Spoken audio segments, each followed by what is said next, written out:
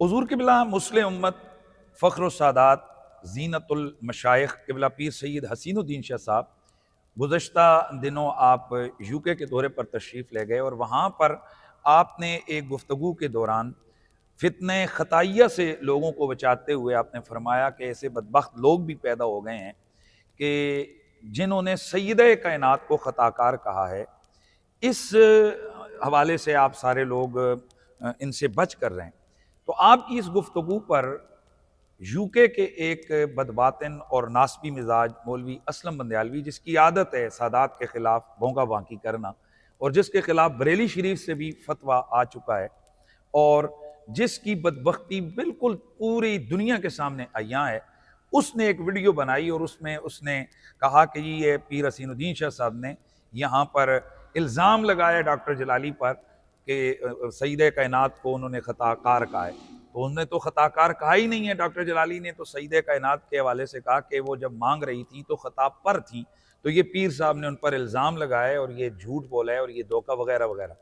تو میں اس حوالے سے یہ کہوں گا کہ یہ سورج کو انگلی کے پیچھے چھپانے کے مترادف ہے، اور یہ ہیلے بہانے ہیں،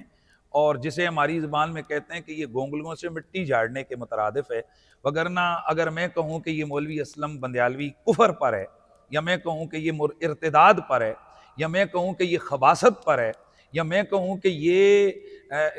جو شخص ہے یہ جناب گناہ پر ہے، تو جب میں کہوں گناہ پر ہے اور پھر دوسرا بندہ اس کی یہ تشریح کرے جی کہ اس نے اس بندے کو گناہ گار کہا ہے، تو میں کہوں میں نے گناہ گار تو نہیں کہا، میں نے تو گناہ پر کہا۔ اور میں نے کہا کہ جی یہ بندہ کفر پر ہے،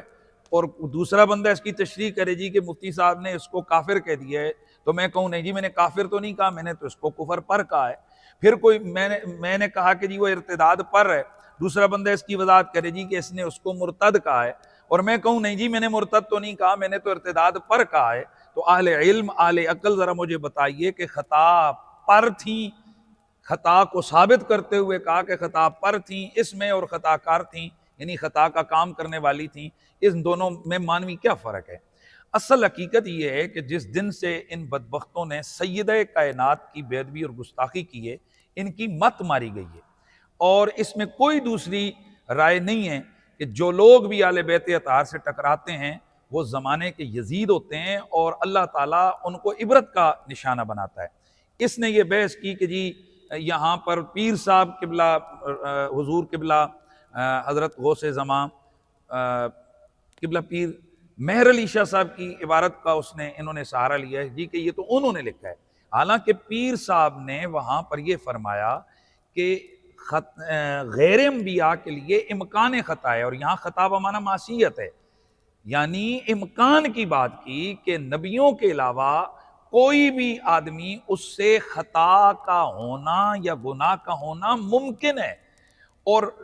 جس بحث میں پیر صاحب یہاں پر یہ ارشاد فرما رہے ہیں وہاں خطا سے مراد خطا اتعادی ہو ہی نہیں سکتی ہے، کیونکہ وہاں پر معصومیت کے حوالے سے بات ہو رہی ہے، اور یہ لوگ چیخ چیخ کر اس بات کا وضاحت کر چکے ہیں کہ معصومیت کے خلاف جو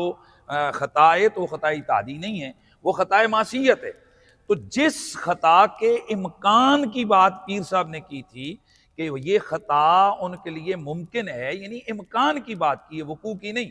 انہوں نے کہہ کر کہ وہ جب مانگ رہی تھیں ایک خاص باغ فدق کے والے سے ان کو کہا کہ وہ خطا پر تھیں، تو اس پر سیدہ کائنات کے لیے خطا معصیت کو ثابت کیا، اور یقیناً یہ جملہ قابل گرفت ہے، اور یہ جملہ سیدہ کائنات کی توہین ہے، واضح طور پر بے ادبی اور گستاخی ہے۔ تو بجائے اس کے کہ اس پر یہ بدبخت اس جلالی کا رد کرتا، اس نے الٹا اس کا وائس میسج ہمارے پاس موجود ہے کہ اس نے اس کی طرف وائس میسج کیا، جو کہ بعد میں ظاہر ہو گیا کہ اس نے کہا کہ تو یہاں پر خطا اتعادی کی تعویل کر۔ اب یہ جو انہوں نے شور مچا رکھا ہے، اس سلسلے میں گزارش یہ ہے کہ آپ اپنے بیان میں صرف خطا کے ساتھ لفظ اجتہاد کا اضافہ کر دیں، تو یعنی خطا اجتہادی میری مراد تھی، تو بس یہ ان کے لیے پھر کوئی گنجائش نہیں رہ جائے گی کہ وہ اس طرح کی بک بک کریں۔ خطا اتعادی کی تعویل ہو ہی نہیں سکتی، کیونکہ یہاں بقول ان کے کہ پیر صاحب معصومیت کے خلاف بات کر رہے ہیں کہ بھئی انبیاء کے علاوہ کوئی معصوم نہیں ہے، تو جو انبیاء کے علاوہ معصوم نہیں ہیں، اور دوسری جگہ یہ خود کہتے ہیں کہ معصومیت کے خلاف خطائی تعدی نہیں ہے، تو جب یہ خطائی تعدی کی خود تعویل کر رہے ہیں تو پھر یہ ان کی دونوں باتوں میں آپس میں ٹکرا گئی ہیں، یہ تضاد آ گیا ہے، لہٰذا ان کی یہ بے ادبی تھی۔ اب اس بے ادبی سے بجائے اس کے کہ یہ رجوع کرتے، ان ساروں نے مل کر ایک ڈرامہ شروع کیا ہوا ہے کہ جو شخص بھی بالخصوص سادات میں سے کوئی ہستی جو سید کائنات کے دفاع کے اوپر آئے تو یہ فوراً اس کے اوپر الزام لگاتے ہیں کہ یہ بے ادب ہو گیا، گستاخ ہو گیا، یہ صحابہ کرام کی بے ادبی ہو گئی۔ حضور قبلہ مسلم امت نے اپنی ایک گفتگو کے دوران اپنے سالانہ جلسے میں فرمایا تھا کہ حضرت سیدنا امام حسن مجتبیٰ چونکہ خلیفہ راشد تھے تو اللہ تبارک و تعالیٰ نے ان کو، وہ خلیفہ راشد تھے تو ان کو ملوکیت کے داغ سے بچا لیا۔ اس پر انہوں نے واویلا کیا، انہوں نے کہا جی دیکھو پیر صاحب نے حضرت امیر معاویہ کی توہین کر دی، اللہ اکبر، کہیں کی اینٹ اور کہیں کا روڑا، باندھ متی نے خوب کنبا جوڑا، واہ جی سبحان اللہ۔ بھائی پیر صاحب آپ نے تو بڑا واضح طور پر فرمایا کہ ایک ہوتی ہے خلافت اور ایک ہوتی ہے ملوکیت، تو حضرت امام حسن اور اوپر سے اگر آئیں تو حضرت سیدنا ابوبکر صدیق، سیدنا عمر فاروق، سیدنا عثمان غنی، سیدنا مولا علی، سیدنا امام حسن، یہ سارے خلفائے راشدین ہیں، خلیفہ راشد ہیں، اور خلیفہ راشد جسے خلافت راشدہ ملی ہو، ملوکیت اس کے لائق نہیں ہے، یعنی اگر اس کے لیے دوبارہ ملوکیت کی بات کریں تو یہ اس کے لیے عیب ہے اور داغ ہے۔ اس پر انہوں نے کہا جی کہ انہوں نے حضرت معاویہ کی حکومت کو اور ان کی ملوکیت کو انہوں نے جناب داغ قرار دے دیا، یعنی انہوں نے مفہوم مخالف سے استدلال کیا، اور اس کا جواب میرے اسی یوٹیوب چینل پر موجود ہے، میں نے ٹھوک بجا کے ان کو جواب دیا تھا، اس کا تو انہوں نے جواب نہیں دیا، دوبارہ پھر انہوں نے اس چیز کو، اس بدبخت نے دوبارہ اس چیز کو ہائی لائٹ کیا ہے، حالانکہ ایک بڑا واضح سا مسئلہ ہے کہ بہت ساری چیزیں بعض لوگوں کے لیے عیب ہوتی ہیں اور بعضوں کے لیے وہ عیب نہیں ہوتی ہیں۔ مثلاً یہی آل بیت اطہار ہیں، 40 سے زیادہ صحاح کے اندر روایات موجود ہیں کہ اللہ کے نبی نے آل بیت اطہار بالخصوص بنو ہاشم خاندان کے لیے زکوٰۃ کے مال کو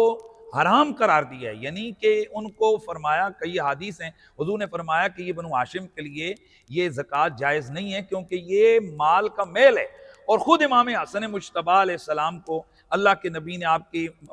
حلق مبارک سے منہ میں آپ نے کھجور ڈالی تو اسے نکال کر پھینکا، فرمایا یہ صدقے کی کھجور ہے، یہ آل بیت اطہار کے لیے روا نہیں ہے۔ اب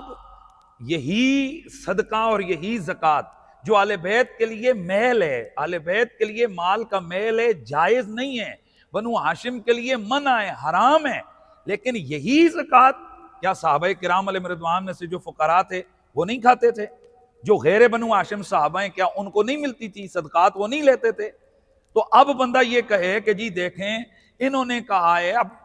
حدیث میں آ گیا ہے کہ یہ زکوٰۃ مال کا میل ہے، تو انہوں نے مال کا میل قرار دیا، لہٰذا یہ تو باقی صحابہ کرام کھاتے تھے، لہٰذا ان کے لیے انہوں نے میل کو ثابت کیا، تو کون پاگل ہے جو ان کے اس استدلال کو مانے گا؟ اسی طرح حضرت امام حسن مجتبیٰ چونکہ خلیفہ راشد تھے، ان کے لیے یہ جو ملوکیت ہے یہ داغ ہے، ان کے لیے ملوکیت درست نہیں ہے، اللہ نے ان کو اس سے بچا لیا، اور باقیوں کو جن کو ملوکیت ملی ہے، حضرت معاویہ ہوں یا باقی ہوں، تو ان کے لیے یہ درست ہے، ان کے لیے تو بات ہی نہیں کی ہے، جیسے یہاں اللہ کے رسول صلی اللہ علیہ وسلم نے زکوٰۃ کو مال کا میل قرار دے کر اہل بیت کے لیے حرام قرار دیا، باقیوں کی تو بات ہی نہیں ہوئی ہے۔ تو اس طرح سے یہ کھینچا تانی کر کے یہ سادات کے اوپر اٹیک کرتے ہیں۔ اب میں انہی سے کہتا ہوں کہ حضور صدر الافاضل زمانہ کربلا میں آپ لکھتے ہیں کہ جب خلافت ظاہرہ میں شان مملکت و سلطنت پیدا ہو گئی تو قدرت نے آل اطہار کو اس سے بچایا اور اس کے عوض خلافت باطنہ عطا فرمائی، یعنی اس ملوکیت سے آل بیت کو اللہ نے بچایا۔ تو جس چیز سے آل بیت اطہار کو اللہ نے بچایا، داغ تھا تو بچایا یا ویسے ہی بچایا؟ اور پھر یہ پیر مہر علی شاہ صاحب کی بات کرتے ہیں تو پیر مہر علی شاہ صاحب تصفیہ مابین شیعہ و سنی میں لکھتے ہیں کہ دوسری خلافت خاص ہے، اس کی شرائط میں علاوہ امور مذکورہ بالا وہ اوصاف بھی ہیں جن کی تصریح قرآن کریم میں موجود ہے۔ اسی خلافت خاصہ کے بارے میں حضرت نے پیشن گوئی فرمائی کہ دنیا میں کچھ عرصہ نبوت اور رحمت، پھر میرے بعد 30 سال خلافت اور رحمت، اس کے بعد آمرانہ سلطنت، اور پھر اس کے بعد کبر اور حدود الہیہ سے تجاوز ہوگا۔ خلفائے اربعہ اور سیدنا حسن کا زمانہ 30 سال ہے جس پر خلافت و رحمت کا خاتمہ ہو گیا۔ امام حسین علیہ السلام امام حسن علیہ السلام کا خلافت کو ترک کرنا اس وجہ سے بھی تھا کہ آپ آمرانہ بادشاہت سے بحکم الخلافت بعدی 30 سنہ ثم تصیر ملکا عدودا، یعنی میرے بعد 30 سال خلافت ہوگی، اس کے بعد دانتوں سے کاٹنے والی ملوکیت ہو جائے گی، بچنا چاہتے تھے۔ تو وہ جس ملوکیت سے امام حسن بچنا چاہتے تھے وہی ان کے لیے داغ تھی۔ اور یہ بڑی واضح سی بات ہے کہ کسی بھی خلافت راشدہ پر متمکن شخص کے لیے ملوکیت عیب ہے، داغ ہے۔ اور باقی جو لوگ ہیں جنہوں نے ملوکیت یا جنہیں یہ ملوکیت ملی تو ان کے لیے یہ بات نہیں ہوئی ہے۔ تو یہ بدبخت سادات کے دشمن بن کر یہ اس اسلم بندیالوی جیسے لوگ یہ لوگوں کو گمراہ کر رہے ہیں، وگرنہ اس طرح سے میری گفتگو اس سے پہلے میں کر چکا ہوں، اس کو آپ تفصیل سے میں نے حوالے وہاں پر دیے ہیں کہ یہ احادیث کے اندر اس چیز کو کاٹ کھانے والی ملوکیت اللہ کے رسول نے قرار دیا۔ تو جو چیز کاٹ کھانے والی جسے اللہ تعالیٰ کے رسول فرما رہے ہوں، اور وہ اس بندے کے لیے کیسے عیب نہیں ہو سکتی کہ جو بندہ خلافت راشدہ پر متمکن ہو۔ تو میں یہی کہنا چاہوں گا کہ یہ اس طریقے سے تم سے یہ بات نہیں ہو سکے گی، تم یوں سادات کے خلاف، علماء کے خلاف تم باتیں کرتے ہو، یقیناً تمہیں بارگاہ رسالت مآب میں ایک دن پیش ہونا ہے اور اس کا تم نے جواب دینا ہے۔ اور ہم ببانگ دہل کہتے ہیں کہ جس شخص نے سید کائنات کو خطا پر کہا وہ غلط ہے، وہ بے ادب ہے، جب تک وہ اپنی اس بات سے توبہ و رجوع نہ کر لے اس کی یہ بات کسی صورت میں بھی قابل قبول نہیں ہے۔